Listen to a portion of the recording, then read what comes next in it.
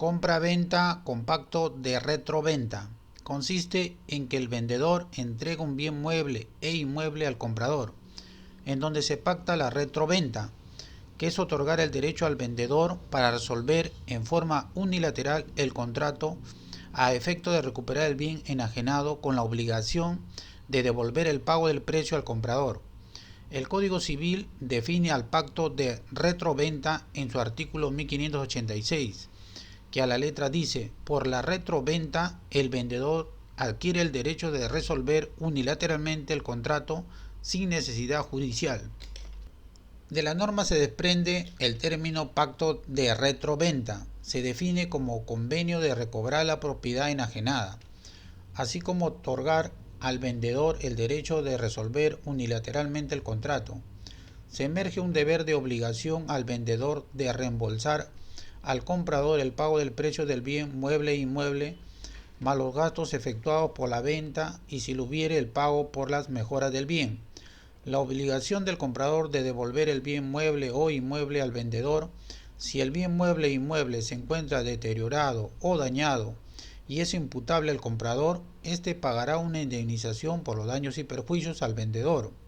En esta venta con pacto de retroventa, para salvaguardar sus intereses, ambas partes se debe pactar en el contrato que se reembolsará la suma determinada del precio al comprador o una tasación del bien actualizado. Se prohíbe enajenar o hipotecar o ceder el bien mueble e inmueble hasta la cancelación del pacto de retroventa inscrito por el plazo pactado o el máximo establecido en la ley. Determinar o fijar multas mensuales en caso de incumplimiento al pacto de retroventa. En el supuesto que el comprador enajena o hipoteca o cede un bien a un tercero con pacto de retroventa inscrito por escritura pública, el efecto queda resuelto de pleno derecho por ejercitar el derecho al pacto de retroventa. Nulidad de estipulaciones en el pacto de retroventa. Consiste en la imposición de una sanción de nulidad expresada en la norma. El Código Civil, en su artículo 1587, especifica que estipulaciones fijadas en el contrato son de nulidad. Es nula la estipulación que impone al vendedor, como contrapartida de la resolución del contrato, la obligación de pagar al comprador una cantidad de dinero u otra ventaja para éste. También es nula en cuanto al exceso, la estipulación que obliga al vendedor a devolver, en caso de resolución del contrato, una suma adicional que no sea la destinada a conservar el valor adquisitivo del precio. De la norma se desprende obligaciones y prohibiciones a las partes. Ante la resolución del contrato, el vendedor se obliga a devolver al comprador adquiriente del bien enajenado solamente el pago del precio fijado en el contrato y se le prohíbe pagar suma de dinero adicional u otra ventaja. Al comprador se obliga a transferir o entregar el bien mueble e inmueble al vendedor y se le prohíbe imponer tasas o intereses, etc. Plazo para ejercitar el derecho de resolución. Se encuentra fijado en la norma para muebles e inmuebles. En el Código Civil, en su artículo 1588, que a la letra dice: el plazo para ejercitar el derecho de resolución es de 2 años, tratándose de inmuebles, y de 1 año en el caso de muebles, salvo que las partes estipulen un plazo menor. El plazo se computa a partir de la celebración de la compraventa. Si las partes convienen un plazo mayor que el indicado en el primer párrafo de este artículo, o prorrogan el plazo para que sea mayor de 2 años o de 1 año, según el caso, el plazo o la prórroga se consideran reducidos al plazo legal. El comprador tiene derecho a retener el bien hasta que el vendedor le reembolse las mejoras necesarias y útiles. En la norma se establece un plazo para ejercitar el derecho de resolución del contrato. En la enajenación del bien mueble el plazo es de 1 año. En la enajenación del bien inmueble el plazo es de 2 años. El derecho de resolución debe ser notificado al comprador con anticipación, que se va a realizar la retroventa para que estos sean computados al plazo máximo legal, empezándose a contar desde la celebración de la compraventa con pacto de retroventa.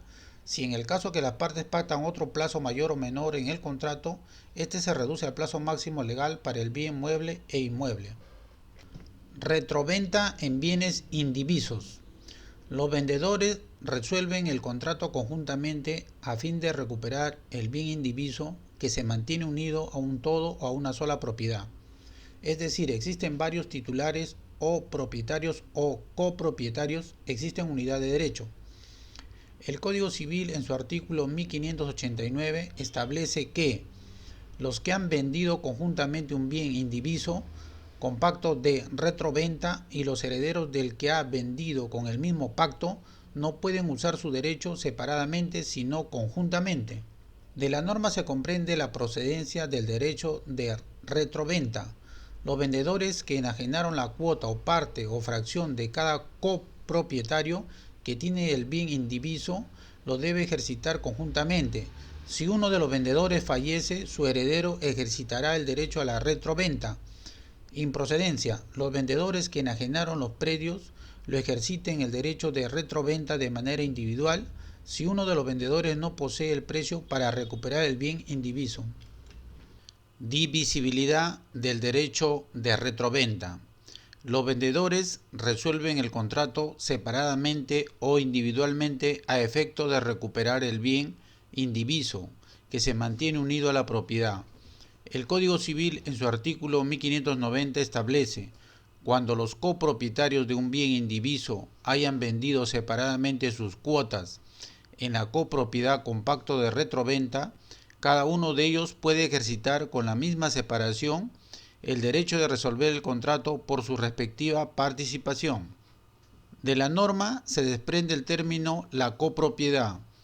Es el derecho de propiedad que tienen los titulares o dueños de la cuota ideal o parte de un bien indiviso que tiene el derecho de enajenar la parte que es de su propiedad, por lo que cada propietario individualmente ejerce su derecho de retroventa, resolviendo el contrato por separado de la parte enajenada y obligándose a devolver el precio pactado al comprador por el bien indiviso. Oponibilidad del pacto de retroventa. El pacto de retroventa inscrito en los registros públicos es oponible a tercero adquiriente del bien mueble e inmueble. El Código Civil en su artículo 1591 establece: el pacto de retroventa es oponible a terceros cuando aparece inscrito en el correspondiente registro. El vendedor tiene el derecho de resolver unilateralmente el contrato con pacto de retroventa. La norma expresa que el pacto de retroventa inscrito es oponible a tercero, mas no señala respecto del pacto de retroventa no inscrito en los registros. En el primero existe una presunción sin admitirse prueba en contrario, que todas las personas conocen del contenido de las inscripciones de muebles e inmuebles que gozan del derecho a la publicidad registral. Por ende, es oponible al pacto de retroventa a tercero. En el segundo, desaparece la presunción sin admitirse prueba en contrario, cuando el pacto de retroventa de bien mueble e inmueble no se inscribe en los registros públicos. Por ende, no es oponible al tercero por la buena fe, no le afecta el pacto de retroventa.